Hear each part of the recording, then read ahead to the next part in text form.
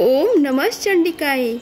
नवरात्रि के दूसरे दिन माता की दूसरे स्वरूप श्री ब्रह्मचारिणी देवी की पूजा की जाती है।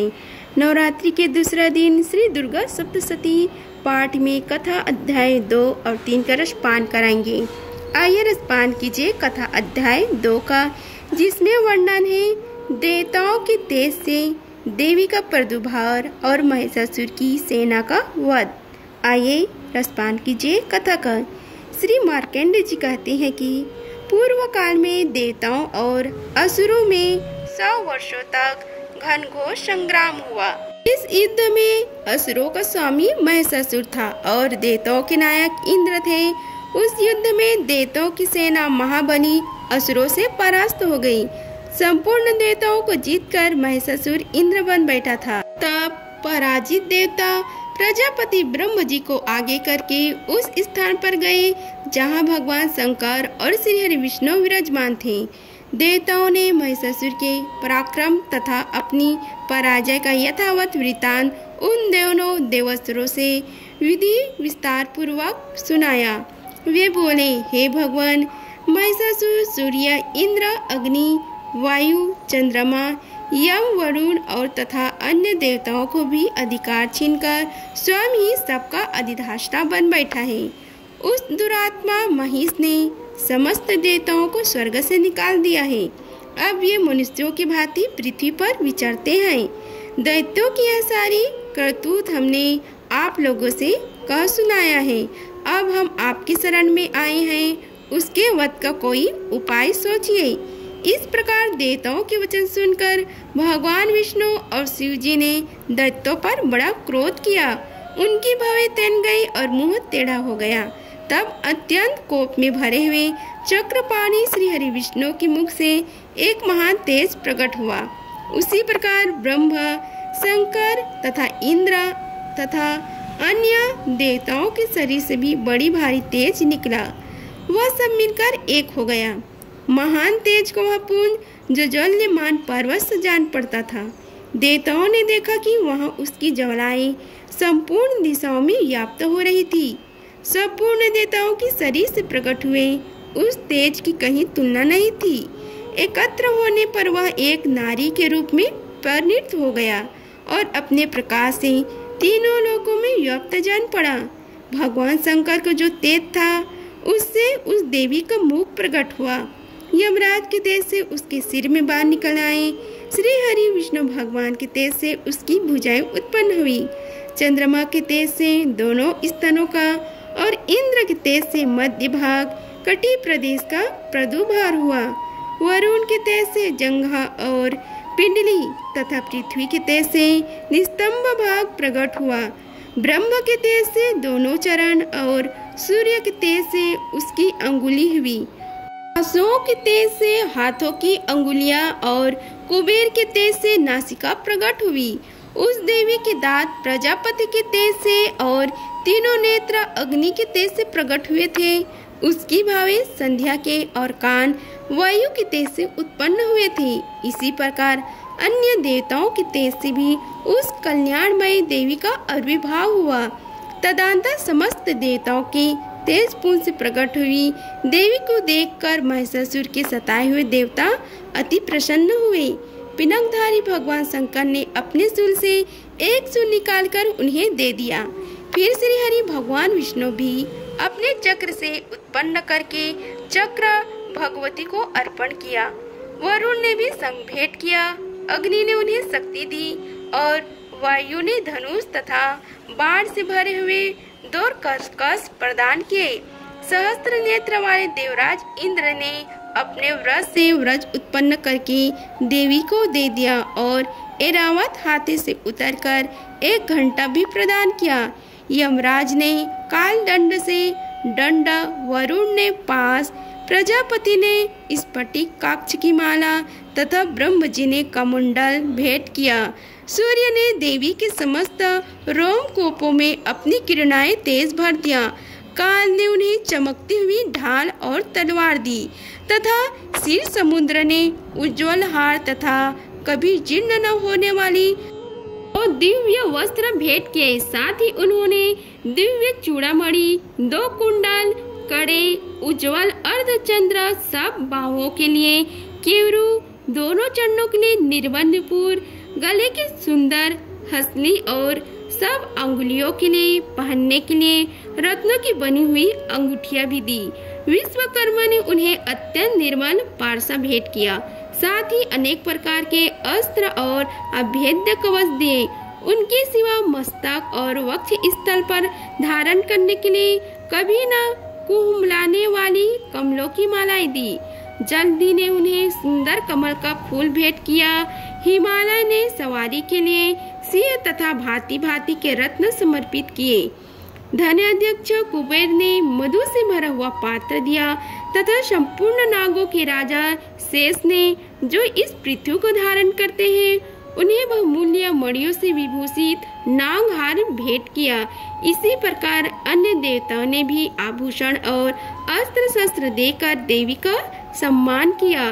तत्पश्चात उन्होंने बारंबार अट्टहास पूर्वक उच्च स्वर से गर्जना की। उनके भयंकर नाद से संपूर्ण आकाश गूंज उठा। देवी का यह अत्यंत उच्च स्वर से किया हुआ सिंहनाद कहीं समा न सका। आकाश उसके सामने लघु प्रतीत होने लगा था। उससे बड़े जोर की प्रतिध्वनि प्रकट हुई, जिससे संपूर्ण विश्व में हलचल मच गई और समुद्र कांप उठे। पृथ्वी डोलने लगी और समस्त पर्वत हिलने लगे। उस समय देवताओं ने अत्यंत प्रसन्नता के साथ सिंहवाहिनी भवानी से कहा, हे देवी, तुम्हारी जय हो। साथ ही महर्षियों की भक्ति भाव से विनम्र होकर उनका स्तवन किया। संपूर्ण त्रिलोक को शोकग्रस्त देख दैत्यगण अपनी समस्त सेना को कवच आदि से सुसज्जित कर हाथों में हथियार ले सहसा उठकर खड़े हो गए। उस समय महिषासुर ने बड़े क्रोध में आकर कहा, यह क्या हो रहा है?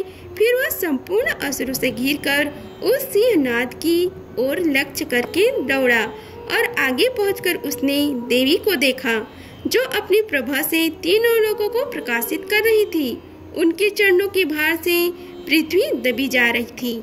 माथे के मुकुट से आकाश में रेखा से खिंचाई दे रही थी तथा वे अपने धनुष के टंकार से सातों पतालों को चुबद्ध किए कर देती थी।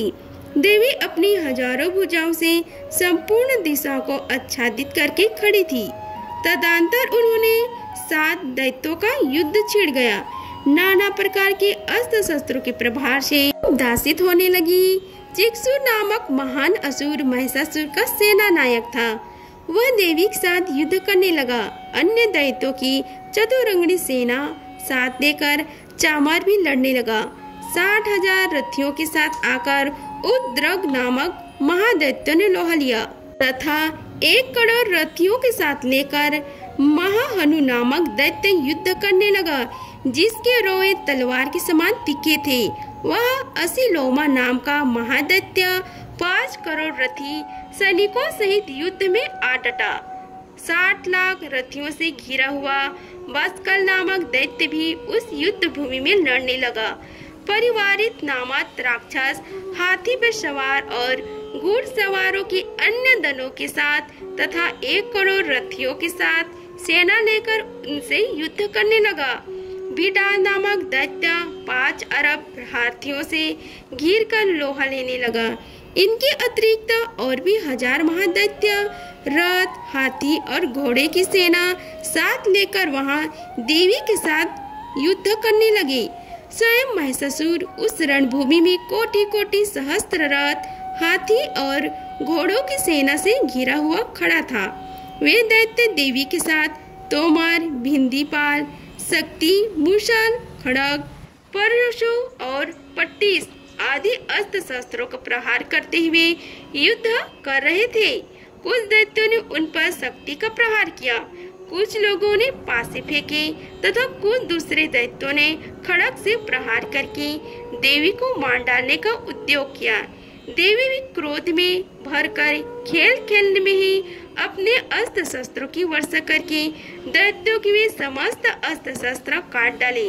उनके मुख पर परिश्रम एवं थकावट का रज मात्र भी चिन्ह नहीं था। देवता और ऋषि उनकी स्तुति करते थे और वे भगवती परमेश्वरी दैत्यों के शरीरों पर अस्त्र शस्त्रों की वर्षा करती रही। देवी का वाहन सिंह भी क्रोध में भरकर गर्दन के बालों को हिलाता हुआ असुरों की सेना से इस प्रकार विचरण करने लगा, मानव वनों में दानव बल फैल रहा हो। रणभूमि में दैत्यों के साथ युद्ध करती हुई अंबिका देवी ने जितने निश्वास छोड़े वे सभी तत्काल सैकड़ों हजारों गढ़ों के रूप में प्रकट हो गए और परशु, भिंदीपाल, खड़ग तथा पट्टिस आदि अस्त्रों द्वारा असुरों का सामना करने लगी। देवी की शक्ति से बढ़े हुए वे गढ़ असुरों का नाश करते हुए नगाड़ा और शंख आदि बजाने लगे। उस संग्राम महाउत्सव में कितने ही गढ़ मृदंग बजा रहे थे। तदंतर देवी ने त्रिशूल से, गदा से, शक्ति की वर्षा से और खड़ग आदि से सैकड़ों महादैत्यों का संहार कर डाला। कितनों को घंटे के भयंकर नाद से मूर्छित करके मार गिराया। बहुतेरे दैत्यों को पास से बांधकर धरती पर घसीटा। कितने ही दैत्य उनकी तीखी तलवार की मार से दो दो टुकड़े हो गए। कितने ही गदा की चोट से घायल हो धरती पर सो गए। कितने ही मूसल की मार से अत्यंत आहत होकर रक्त वामन करने लगे। कुछ दैत्य सूल से छाती फट जाने के कारण पृथ्वी पर ढेर हो गए। रणगढ़ में बाढ़ समूह की वृष्टि से कितने ही असुरों का कमर टूट गए। बाज की तरह छटपटाने वाले देव पीड़क दैत्यगढ़ अपने प्राणों से हाथ धोने लगे।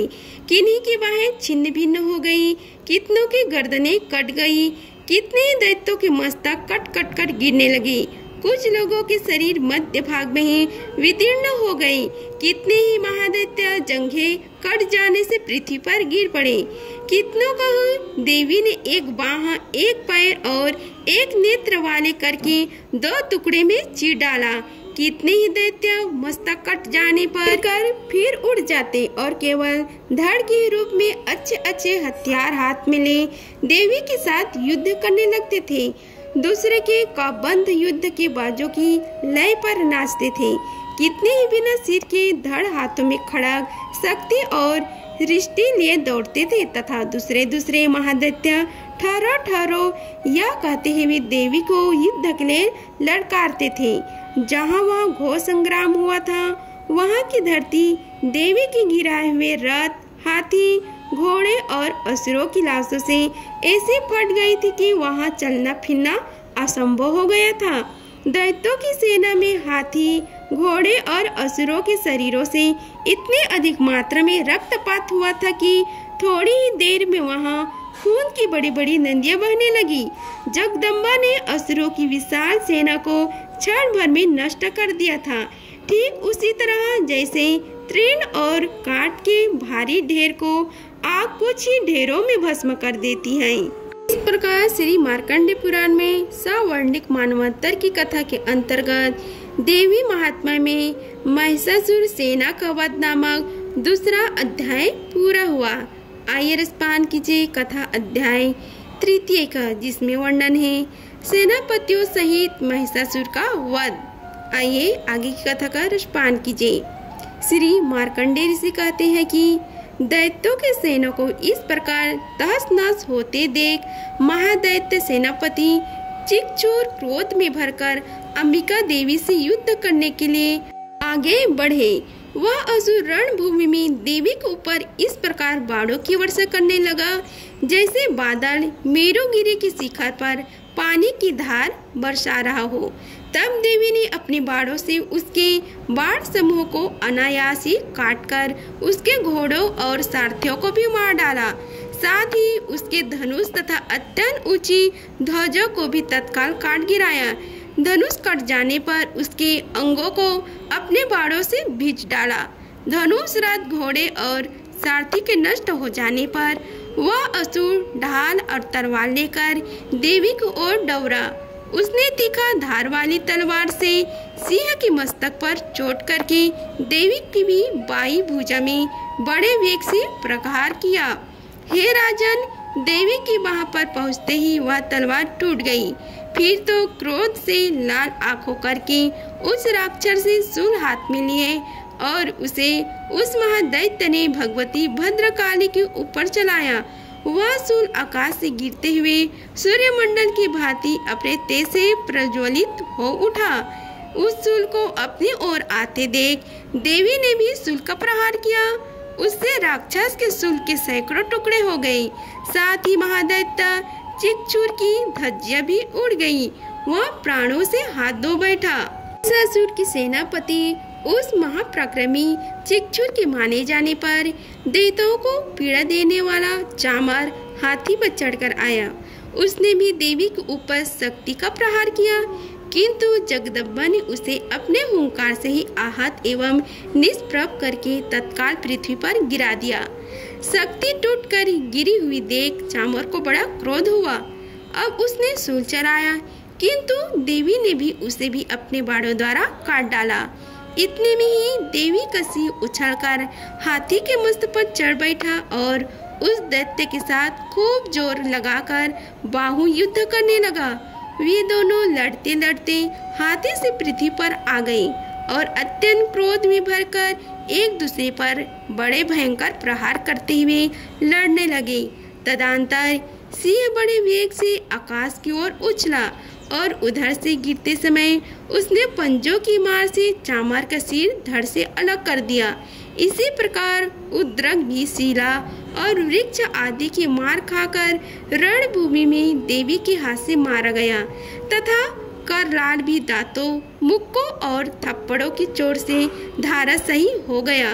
क्रोध में भरी हुई देवी ने गदा की चोट से उद्दक का कचुम्बर निकाल डाला।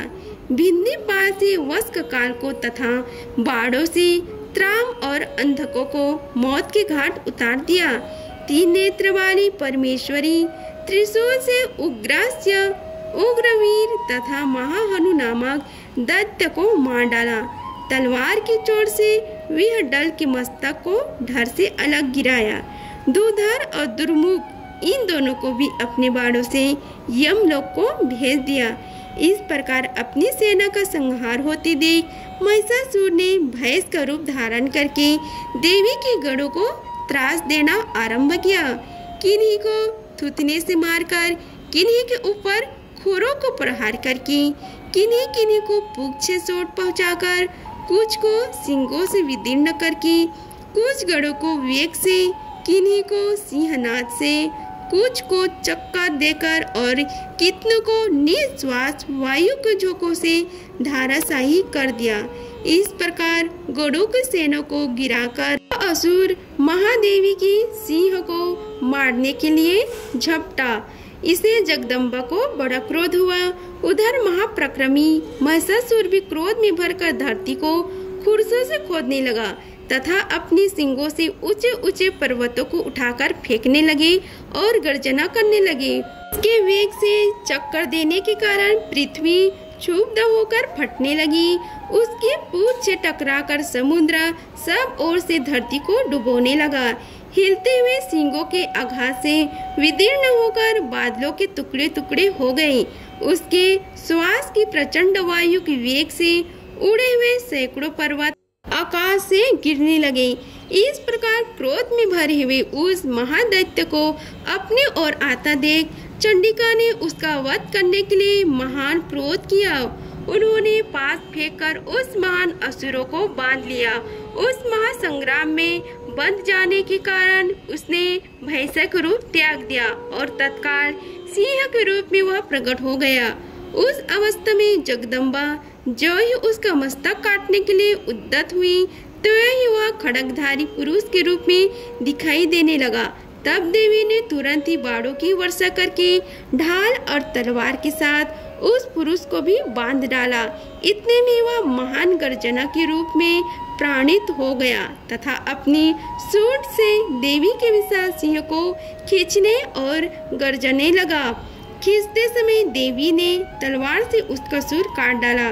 तब उस महान दैत्य ने पुनः भैंस का शरीर धारण कर लिया और पहले की भांति चराचर प्राणियों सहित तीनों लोगों को व्याकुल करने लगा। तब क्रोध से भरी हुई जगत माता चंडिका बारंबार उत्तम मधु का पान करने और लाल आंखों के कारण हंसने लगी। उधर वह बल और पराक्रम के मद से उन्मत्त हुए राक्षस गर्जने लगे और अपने सिंगों से चंडी के ऊपर पर्वतों को फेंकने लगा। उस समय देवी अपने बाणों के समूहों से उसके फेंके हुए पर्वतों को चूर्ण करते हुए बोली। बोलते समय उनका मुख मधु के मद से लाल हो रहा था और वाणी लड़खड़ा रही थी। देवी ने कहा, ओ मूर्ख, मैं जब तक मधु पीती हूँ तब तक तू क्षण भर के लिए खूब गरज ले। मेरे हाथ से यही तेरी मृत्यु हो जाने पर अब शीघ्र ही देवता भी गर्जना करेंगे। श्री मार्कंडेय ऋषि जी कहते हैं कि यो कहकर देवी उछली और उस महादैत्य के ऊपर चढ़ गई।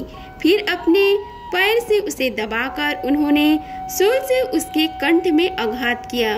उनके पैरों से दबा होने पर भी महिषासुर अपने मुख से दूसरे रूप में बाहर होने लगा।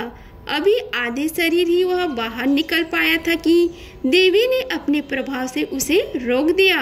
आधा निकला होने पर भी वह महादैत्य देवी से युद्ध करने लगा। तब देवी ने बहुत बड़ी तलवार से उसका मस्तक काट गिराया। फिर तो हाहाकार करती हुई दैत्यों की सारी सेना भाग गई तथा संपूर्ण देवता अत्यंत प्रसन्न हो गए। इति श्री मार्कंडेय पुराणे सवर्णिक मानवंतर में देवी महात्म्य महिषासुर वध नाम का तृतीय अध्याय समाप्त हुआ। आगे की कथा का रसपान हम अगले दिन करेंगे। अगर आप सभी को हमारी वीडियो अच्छी लगी होगी तो वीडियो को लाइक कीजिए, चैनल को सब्सक्राइब कीजिए और कमेंट बॉक्स में जय माता दी लिखिए। धन्यवाद। मिलते हैं अगले वीडियो में, तब तक के लिए जय माता दी।